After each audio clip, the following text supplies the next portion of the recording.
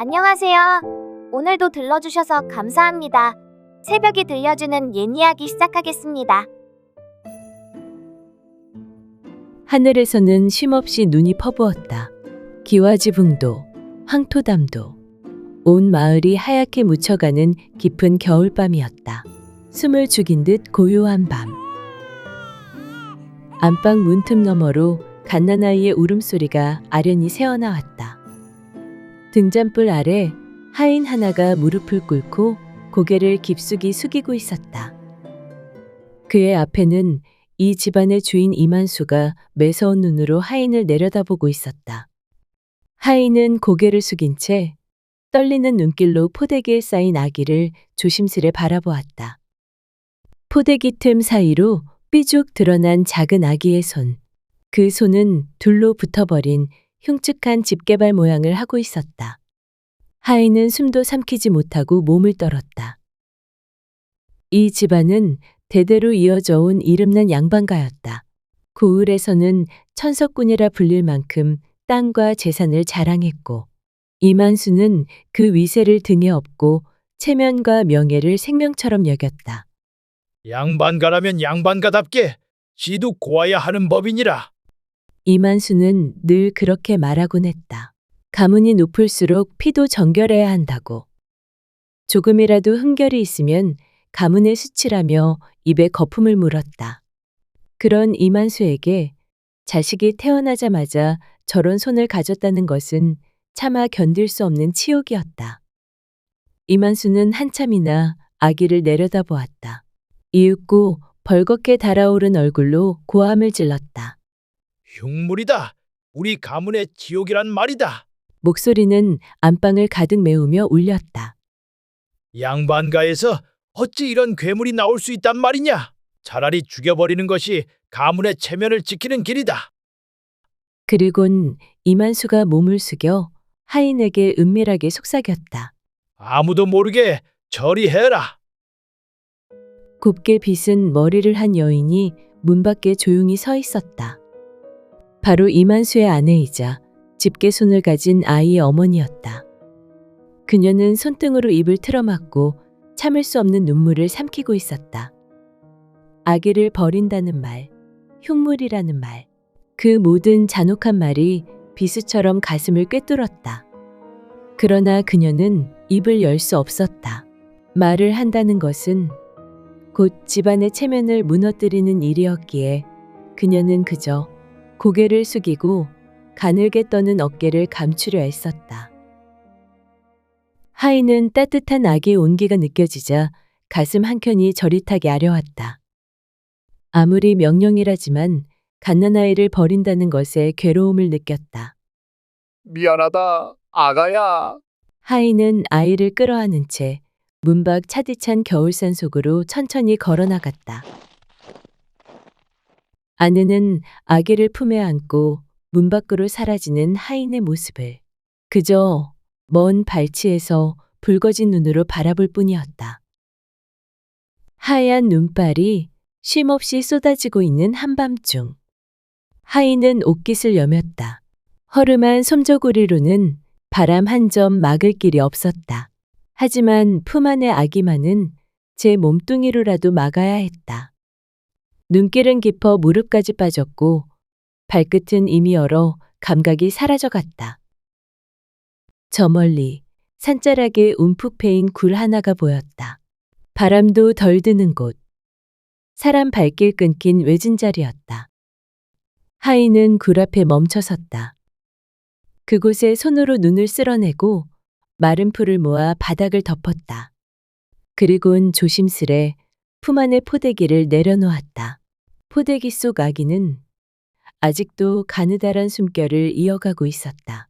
제발 사람한다오, 아가야. 하인은 차마 뒤돌지 못하고 한참을 그 자리에서 울먹이며 바라보았다. 그러나 끝내 하인은 무겁게 몸을 돌려 굴을 떠났다. 누군가 이 아기를 구해주기를 바라며 그는 뒤도 돌아보지 않고 걸어갔다. 하얀 눈발만이 그의 발자국을 하나둘 지워나갔다. 그렇게 긴긴 겨울밤이 지나고 어느덧 이른 새벽. 나무꾼 하나가 어깨에 빈 지게를 메고 산길을 오르고 있었다. 이 눈발에 나무 한 짐이나 구할 수 있으려나. 그는 투덜거리며 발을 옮기다가 문득 귓가에 스치는 희미한 소리에 걸음을 멈추었다.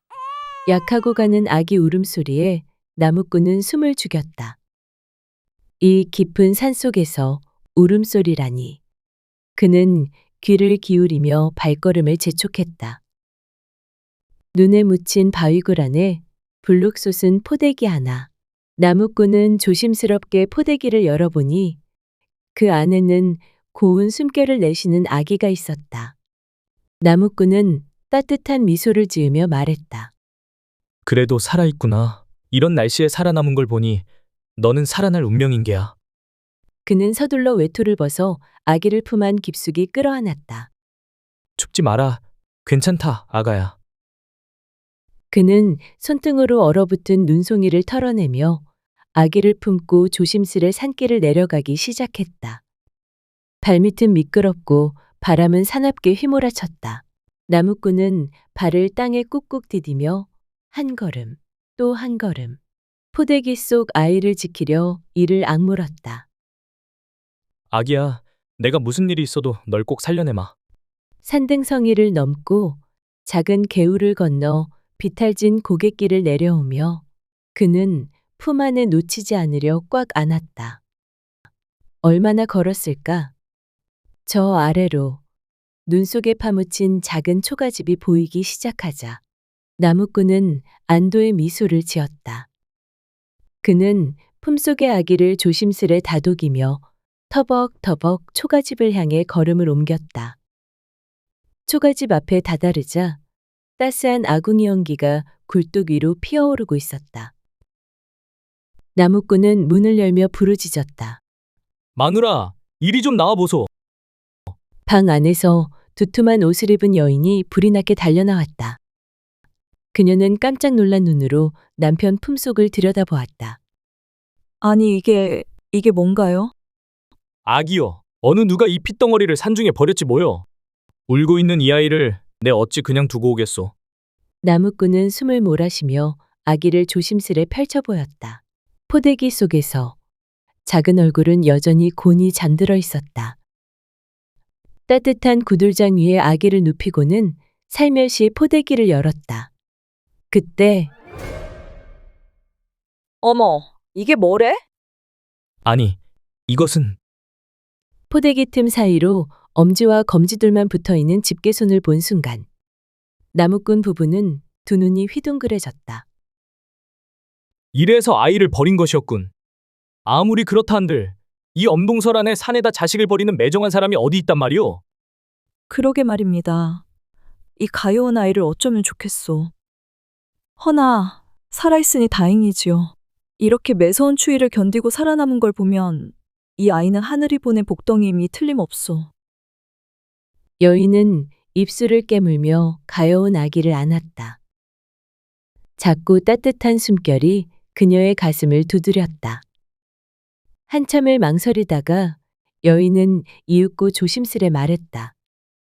여보, 이 아이 우리가 키웁시다. 나무꾼은 활짝 웃었다. 그럽시다.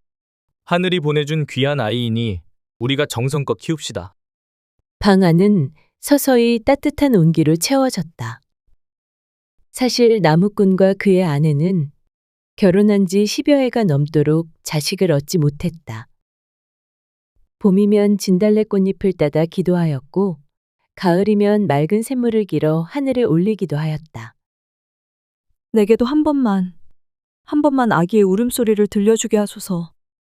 그러나 잔인하게도 그들의 품에는 끝내 아무것도 내려오지 않았다. 그런 나무꾼 부부에게 집게 소나이는 선물과도 같았다. 나무꾼은 아기를 품에 안고 울먹이며 속삭였다. 아가야, 내가 네 아버지가 되어줄 테니 이제 우리 집에서 살자꾸나. 그의 곁에 서 있던 그녀 또한 따스한 눈길로 아기의 얼굴을 내려다보았다. 붉게 트인 작은 입술, 고운 숨결, 곤히 감긴 작은 눈, 그리고 포대기 사이로 드러난 기형의 손. 엄지와 검지만 덩그러니 붙어있는 그 작은 손을 바라보며 여인은 조심스레 아기의 손등에 입을 맞췄다. 괜찮다. 괜찮다, 아가야. 비록 내 뱃속에서 나오진 않았어도 이제 넌 내 자식이나 다름없느니라. 여인은 아기를 품에 안고 다시금 포대기를 여며주었다. 비록 손가락이 기형이라 한들 나무꾼 부부에게 이 작은 목숨은 세상 무엇과도 바꿀 수 없는 귀하고 소중한 존재였다. 그리하여 차디찬 겨울밤에 버려졌던 아기는 하늘에서 내려온 눈꽃처럼 귀하고 소중한 인연이라 하여 설화라는 이름을 지어주었다. 그날 이후 나무꾼 부부는 아기를 품에 안고 세상 무엇보다 소중히 보살폈다. 설화는 아침이면 따뜻한 장작불 옆에서 깔깔 웃으며 장난을 쳤고 밤이면 포근한 옷깃 속에서 조용히 잠이 들었다. 눈이 내리는 날이면 여인은 설화를 등에 업고 산자락을 거닐었고 나무꾼은 아기의 작은 손을 감싸지고 따스한 미소를 지었다. 그들은 설화를 핏줄보다 더 깊이 사랑했고 설화가 손가락이 둘 뿐이라는 것쯤은 그들에게 아무런 문제가 되지 않았다. 어느 봄날 설화는 마당에 빨래를 널고 있었다. 그때 살며시 열린 안방문 너머로 나무꾼 부부의 조심스러운 목소리가 새어나왔다. 당신 기억나요? 산중 굴 속에서 이 아이를 처음 안았던 날? 전 당신이 설화를 안고 집으로 온 날을 잊지 못해요. 배 아파 낳진 않았어도 이 아이는 내 목숨보다 소중한 내 새끼옵니다. 벌써 설화를 데려온 지도 10여 해가 지났구려. 남의 핏줄이라지만 어찌 이리 곱고 귀여운지 이젠 누가 봐도 우리 딸이 아니겠소. 하늘이 제게 안겨준 복덩이지요. 부부의 이야기를 들은 설화는 손에 들고 있던 빨랫감을 놓치고 그 자리에 주저앉고 말았다. 떨어진 빨랫감도 젖은 손바닥도 잊은 채 그저 숨을 죽인 채 귀를 기울였다. 설화는 그제야 알았다. 자신이 이 집안에서 태어난 아이가 아니라는 것을. 설화는 조용히 빨랫감을 가슴에 꼭 끌어안으며 속으로 단단히 다짐했다. 말도 안 돼. 핏줄도 아닌 나를 이리 귀하게 키워주셨다니. 꼭 이 은혜 잊지 않아야 해. 설화는 그날 이후 더없이 공손히 부모를 섬겼다. 하루하루 감사한 마음을 품고 지내는 사이 설화는 눈에 띄게 자라났다. 어릴 적부터 총기가 남달랐던 설화는 그를 또래보다 일찍 깨우쳤고 장터에 나가면 숫자도 척척 헤아렸다. 나무꾼은 물건을 팔러 갈 때마다 설화를 꼭 데리고 다녔다. 비록 손가락이 둘 뿐인 작은 손이지만 설화는 물건을 야무지게 정리하고 손님들과 값을 흥정하는 데 서툴지 않았다. 그런 설화를 보곤 장터 사람들은 감탄을 금치 못했다. 참으로 영특한 아이다. 손은 저래도 보통 아이가 아니야. 손만 아니면 여기저기서 데려가겠다고 난리였을 게야.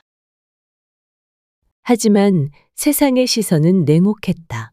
설화의 집게손을 본 사람들은 놀라 뒷걸음질을 쳤고 괴물이다. 귀신이다. 입에 담지 못할 말들을 서슴없이 쏟아냈다. 설화는 아무렇지 않은 듯 웃었지만 돌아서서는 가만히 손등으로 눈물을 훔치곤 했다. 그런 설화를 언제나 장터 어귀에서 조심스레 바라보는 한 거지 소년이 있었다. 남루한 옷차림의 맨발이었지만 그 아이만큼은 설화를 괴물이라 부르지 않았다. 오히려 장터를 지나다니는 무례한 이들을 가만히 밀쳐내며 설화를 지켜주는 듯 물끄러미 따라다녔다. 비가 오는 날이면 장터의 처마 밑으로 그녀를 이끌고 자신의 누더기 겉자락을 들고는 설화의 어깨를 덮어주려 했었다. 설화가 땅에 떨어진 광주리를 주우려 몸을 숙이면 어느새 그가 먼저 주워 건넸고 장터가 한산해질 즈음이면 소녀는 아무 말 없이 다가와 나뭇가지에 조그마한 꽃다발을 걸어두거나 예쁜 조약돌 하나를 살며시 놓고 사라지곤 했다. 그는 항상 말없이 설화 곁을 지켰다. 따뜻하고 한결같은 거지의 심성을 알아본 설아는 어느새 그에게 마음을 열기 시작했다. 어느덧 세월이 흘러 설아는 곱디고 온 처녀가 되었다. 설아는 나무꾼 부부에게 말했다. 아바님, 어마님, 저 장터거지와 혼인을 하고 싶습니다. 초가집 안은 발칵 뒤집혔다. 뭐라? 아무리 우리 집안이 보잘것없다 해도 어찌 거지와 혼인을 하겠다는 게냐? 너는 손이 그렇다 한들 마음만은 귀한 아이인데 거지랑 혼인을 하겠다니 그건 절대 안 된다. 하지만 설아는 고개를 숙인 채로도 뜻을 굽히지 않았다. 저를 괴물이라 부르지 않았던 사람은 세상에 그 사람 하나뿐이었고 언제나 제 곁에서 저를 지켜준 분입니다. 설화야, 아무리 그래도 어찌 거지하고 혼인을 하겠단 말이냐? 어머니, 저 누구보다 더 잘 살 테니 걱정 마시고 지켜봐 주세요. 결국 나무꾼 부부는 설아의 고집을 꺾지 못했다. 그리하여 두 사람은 초가집 마당에서 소박한 혼례를 올렸다. 혼인 후 설아는 남편을 정성껏 돌보았다. 매일 새 옷을 손질해 입히고 밤이면 작은 호롱불 아래 그를 가르쳤다. 설아의 정성은 차츰 사내를 바꾸어 놓았다. 헝클어진 머리는 단정히 빗어졌고 누더기 같던 옷자락은 고운 손길로 깊고 다듬어졌다. 거짓골이던 사내는 이제 멀끔한 선비처럼 단아한 모습으로 변해 있었다. 남편은 낮에는 장인어른과 함께 드리를 거들고 밤이면 조용히 붓을 들어 글을 익혔다. 남편이 주경 야독으로 과거 시험을 준비하는 동안 설아도 가만히 있지 않았다. 어릴 적부터 야무진 손재주를 지녔던 설아는 밤마다 바느질을 하고 옷감을 다듬었다. 비록 불편한 손이었으나 그 두 손가락으로 빚어낸 바느질 솜씨는 보통 사람 못지않게, 아니 그보다 더 정성스럽고 섬세하였다. 장터에 나가 고운 저고리며 치마를 내다 팔았는데 정성 들인 바느질 솜씨의 사람들은 너도 나도 설아의 물건을 찾았다. 이런 고운 바느질은 처음이요. 값이 좀 비싸도 이 처자 손에서 나온 거라면 안심이 되지. 입소문이 퍼지자 설아가 만든 옷가지들은 먼 고을까지 이름을 알리게 되었다. 조촐했던 장사는 차츰 번창했고 한 해가 지나자 설아는 적지 않은 돈을 손에 줄 수 있게 되었다. 결국 오랜 노력 끝에 거지였던 사내는 과거 시험에 급제하였고 장터 사람들은 저마다 입을 모아 혀를 내둘렀다. 참말로, 아니 그 거지 총각이 과거에 급제할 줄 누가 알았겠소? 그러니까 말이야. 설아가 아니었으면 어림도 없었을 게야. 그 처자가 사람 하나를 사람답게 만든 거지. 세상 일은 참 모를 일이라니까. 손가락에 둘 뿐인 아이가 이리 복을 불러올 줄이야. 설아는 가만히 하늘을 올려다보며 다짐했다. 이제야 비로소 은혜를 갚을 때가 되었어. 그리하여 설아는 남편과 함께 넓은 기와집터를 마련했다. 푸른 담장이 둘러진 기와집. 봄이면 레화꽃이 흐드러지고 가을이면 국화향이 가득 번지는 집이었다. 설아는 부모님을 새 집으로 모시며 무릎을 꿇고 절했다. 아바님, 어마님, 사실 저도 알고 있습니다. 저를 주워다 키워주신 것도, 이렇게 손이 온전치 못한 저를 귀히 길러주신 것도요. 이 미천한 몸인 제가 여기까지 올 수 있었던 것은 모두 두 분의 사랑 덕분이옵니다. 그 큰 은혜, 평생 다 갚을 수는 없겠지만 남은 삶을 다해 보답하며 살겠습니다. 제게 부모가 되어주신 거 진심으로 감사드립니다.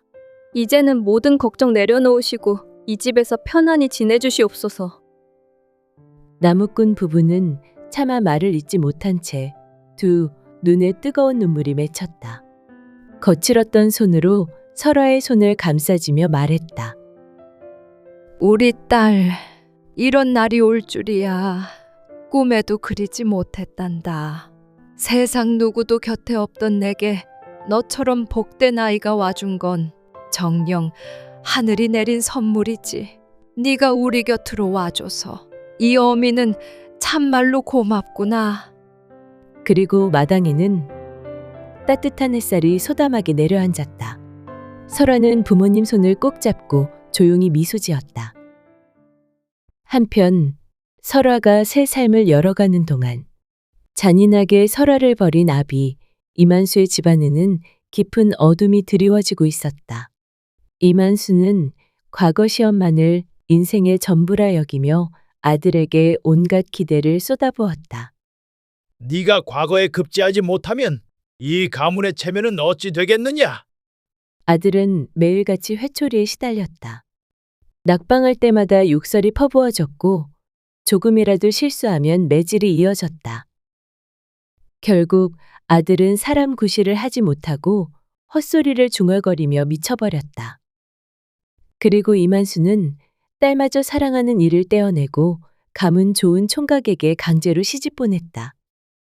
그러나 그 총각은 집안만 좋았지 도박에 빠진 폐인이었고 밤낮을 가리지 않고 딸에게 손찌검을 해댔다. 딸은 눈물로 세월을 버텼지만 그마저도 소용없었다. 여자가 어디 함부로 집안을 욕되게 하느냐? 이만수는 오히려 딸을 꾸짖었다. 결국 딸은 분을 사귀지 못하고 병을 얻어 쓸쓸히 세상을 떠났다. 가세는 나날이 기울어갔다. 돈에 눈이 먼 이만수는 사기꾼의 가모니설에 속아 빚보증을 섰고 한때 자랑하던 재산마저 몽땅 날려버리고 말았다. 문턱이 닳도록 드나들던 친척들은 등을 돌리고 사람들은 길에서 수군거렸다. 천벌이 따로 없구나. 자식 복 없는 건 죗값이라던데 그 꼴을 봐라. 한순간에 전 재산도 잃고 자식까지 잃은 이만수는 초가집 구석에 몸을 숨기듯 살아가야 했다. 낡은 돗자리를 깔고 생강이며 마늘을 손에 쥐고 굽은 허리로 장터를 떠돌았다. 한때는 고을의 천석꾼으로 불리던 이만수였건만 이제는 이름을 기억하는 이조차 드물었다.